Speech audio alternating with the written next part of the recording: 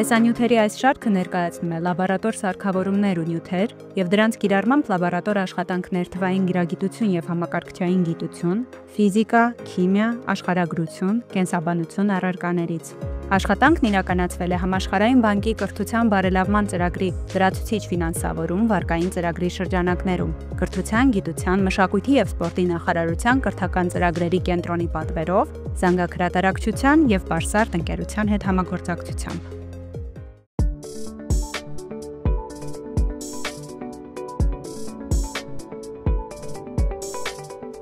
Ողջույն, այս տեսանյութում կպարզենք, թե ինչպես ֆոտոռեզիստորի միջոցով կառավարել տանկային ռոբոտի լուսադիոդը։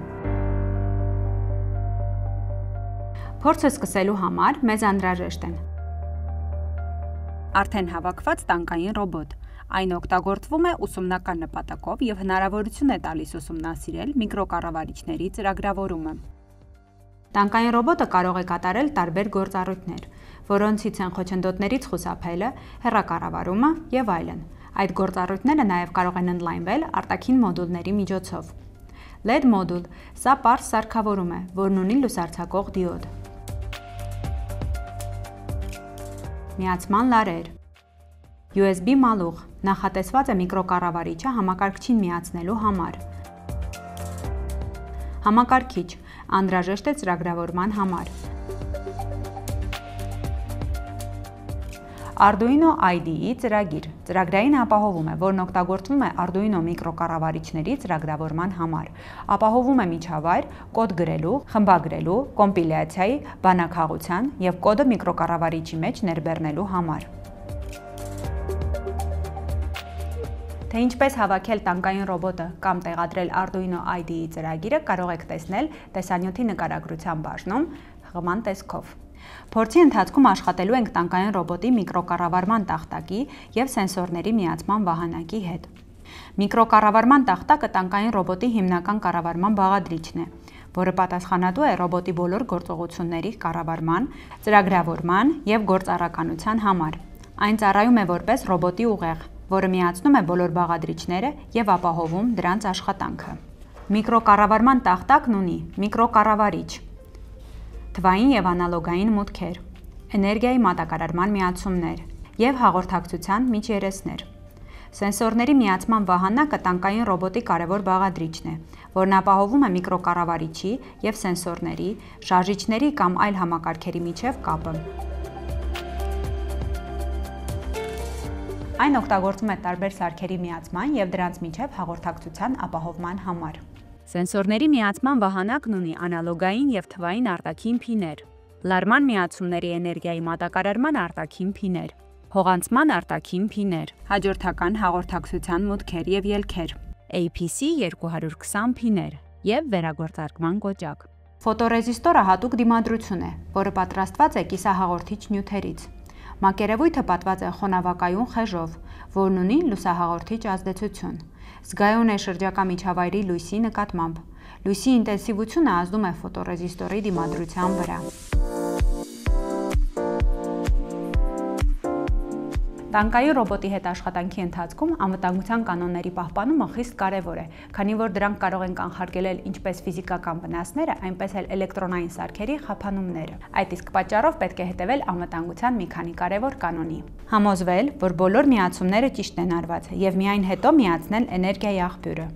Ստուգել, որ բոլոր կապերը և միացումները ամուր են։ Ռոբոտը շարժման մեջ դնելուց առաջ համոզվել, որ ճանապարհն ազատ է խոչընդոտներից։ Ռոբոտի հետ աշխատելիս օգտագործել հարթ և անվտանգ մակերես։ Ձեռք չտալ ռոբոտի շարժիչներին կամ անիվներին, երբ ռոբոտը շարժման մեջ է։ Եթե սարքը ճիշտ չի աշխատում, նախ անջատել էներգիայի աղբյուրը, ապա հայտնաբերել խափանումները։ Եթե նկատել եք անսարքություն կամ կարճ միացման նախանշաններ, ծուխ կամ հոտ, անհապաղ անջատել ռոբոտը էներգիայի աղբյուրից։ Միայն բոլոր խնդիրները վերացնելուց հետո միացնել ռոբոտը։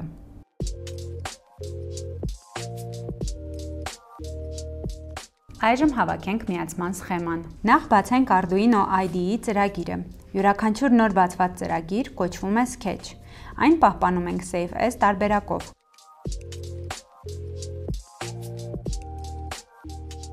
Ծրագրի մեջ տեղադրենք արդեն պատրաստի ծրագրային կոդը, որը տեղադրված է տեսանյութի նկարագրության բաժնում, հղման տեսքով։ Ստուգենք ծրագրային կոդը, սեղմելով Verify կոճակը կամ կիրառելով Ctrl+R ստեղնաշարային բանալին։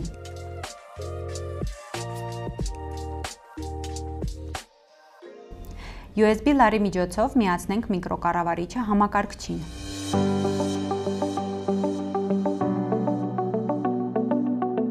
Միկրոկառավարիչը համակարգչին միացնելուց հետո ընտրենք Tools, Boards, Arduino Uno, այնուհետև Tools, Serial Port, COM հրամանների շարքը։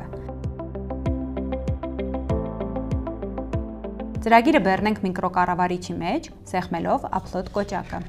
Արդյունքում էկրանին հայտնվեց ծրագրի արտածած հաղորդագրությունը, Uploading։ Սա նշանակում է, որ ծրագիրը փոխանցվում է միկրոկառավարիչին։ Ահա բեռնումն ավարտվեց և ծրագիրը արտածեց նոր հաղորդագրություն, Done Uploading։ Սա նշանակում է, որ մենք արդեն կարող ենք ստուգել մեր համակարգի աշխատունակությունը։ Ֆոտոռեզիստորից ստացված տվյալները ծրագրի սերիական մոնիտորի էկրանին տեսնելու համար ընտրենք Tools, Serial Monitor հրամանները կամ կիրառենք Ctrl+Shift+M ստեղնաշարային բանալին։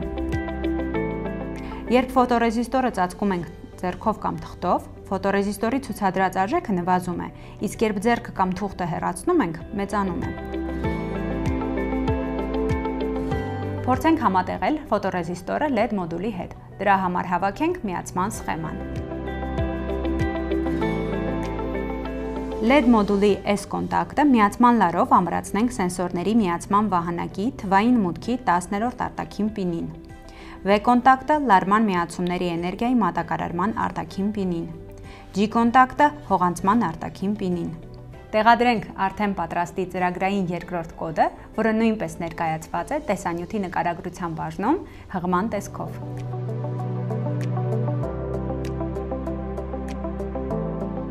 Ստուգենք ծրագրային երկրորդ կոդը և բեռնենք միկրոկառավարիչի մեջ։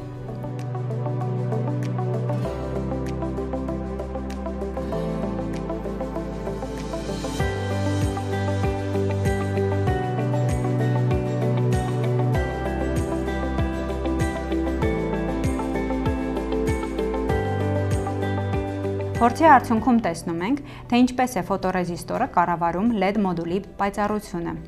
Սա հնարավոր է լինում լույսի ինտենսիվության փոփոխության միջոցով։